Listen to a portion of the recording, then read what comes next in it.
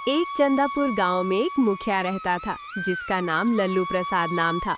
वो गांव के लोगों से अकड़ कर और गुस्से से बात करता, उनके घर जाकर किराया लेने जाता था। जो ना देता उसका घर का राशन अपने आदमियों से उठवा लेता। उसी गांव में एक लड़का रहता था जिसका नाम मिस्टर इंडिया था। वो अकल और दिमाग से तेज था। जब भी 1 महीना होता वो लोगों के घर जाने लगता।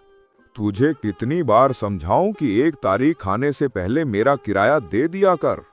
जी मुखिया जी, इस बार मेरा काम में कोई मुनाफा नहीं होया। मैं आपको 1 या 2 तारीख को पैसे दे जाऊंगा।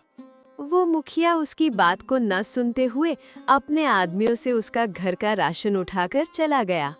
फिर वो मुखिया मिस्टर इंडिया की दादी माँ से घर का किराया लेने जाता है। आओ आओ मुखिया जी। ओ बुढ़िया, तूने अभी तक घर का किराया नहीं दिया। जी मुखिया जी, आपको तो पता है मैं अपने बच्चे के साथ रहती हूँ और सिर्फ हम दोनों ही रहते हैं इस घर में और कोई कमाने वाला भी नहीं। जब मेरी पेंशन आएगी मैं आपको पैसे दे जाऊंगी। देख बुढ़िया, आज 1 तारीख है, 5 तारीख तक पैसे आ जाने चाहिए मेरे पास। अगर नहीं दिए तूने फिर मैं तेरे घर का राशन उठा के ले जाऊंगा। फिर वो मुखिया बुढ़िया को धमका करके चला गया।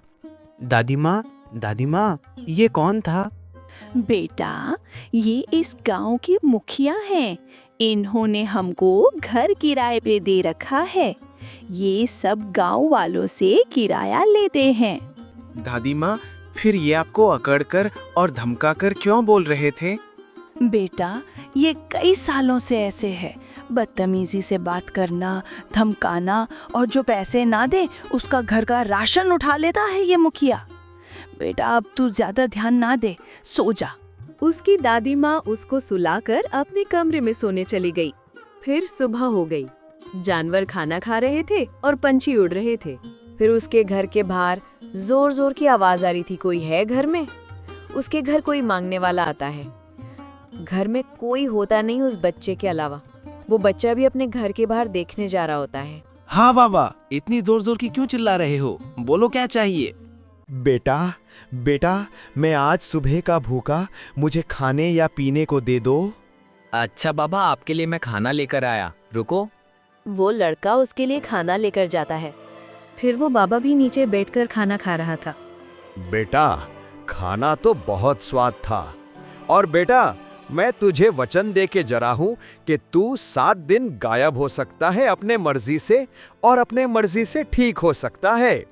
बाबा की बात सुनकर हैरान हो गया। फिर सोचा कि ये काम करके मुखिया को सबक सिखाया जाए। फिर वो बच्चा अपने ताऊ के घर जाता है और बोलता है, ताऊ जी, जब आपके घर के अंदर मुखिया आएगा तब मैं उसे गायब होकर सबक सिखाऊंगा। फिर उसके ताऊ जी जोर जोर की हंसने लगे। फिर बोले, बेटा तू पागल हो गया है। कोई आदमी या कोई बच्चा कैसे गायब हो सकता है?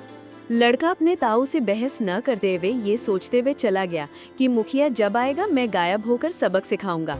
वो मुखिया जा ही रहा होता है। फिर वो मिस्टर इंडिया देख लेता है। फिर वो लड़का भी उसी घर में जाता है जिस घर में मुखिया जाता है। फिर वह मुखिया धमका रहा ही होता है कि पीछे से कोई मुखिया के पास मिस्टर इंडिया आ गया। वो बच्चा ही होता है जो गायब होके आता है। उसके ताऊ ये बात समझ गए थी कि कौन आया है। फिर वो मुखिया के पीछे कुल्हाड़ी रखकर बोलता है, खबरदार मुंह पीछे किया तो कुल्हाड़ी तेरे अंदर ठोक दूंगा। मुखिया के तो पसीने छूट गए। और फिर मुखिया बोला, अरे आप कौन हो? मैंने आपका कुछ देना है क्या? पहली बात तो मैं मिस्टर इंडिया हूँ और दूसरी बात मैं वहाँ जाता हूँ जहाँ कोई आदमी अकड़ कर और गुस्से से बात करता हो। और तू तो मुखिया जो घर का किराया ना दे उसका तू राशन तक उठा लेता है। मिस्टर इंडिया, मुझे माफ कर दो। मैं आगे से लोगों को अच्छे से बात करूंगा और किसी के घर का राशन नहीं उठाऊंगा और लोगों को टाइम दे दिया करूंगा कि अपनी मर्जी से दे देना घर का किराया। मैं मिस्टर इंडिया खुश हुआ, पर ये बात याद रखना कि मैं मिस्टर इंडिया आज छोड़ रहा हूँ तो कल बेईमानी करोगे। मैं मिस्टर इंडिया सब कुछ देखता हूँ। फिर वो आदमी बोला, मुखिया जी, इस महीने का मेरा कितना किराया है?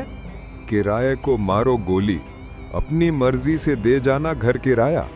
अब मैं अच्छे काम करूंगा, न किसी से अकड़ के बात, न किसी के घर का राशन उठाऊंगा। अब सिर्फ गरीब लोगों पे रहम खाना है। फिर वो मुखिया ये बात बोलकर चला गया। वो मुखिया सुधर चुका होता है, बल्कि जिसके घर राशन ना होता उसको वो मुखिया फ्री राशन दे देता लोगों को।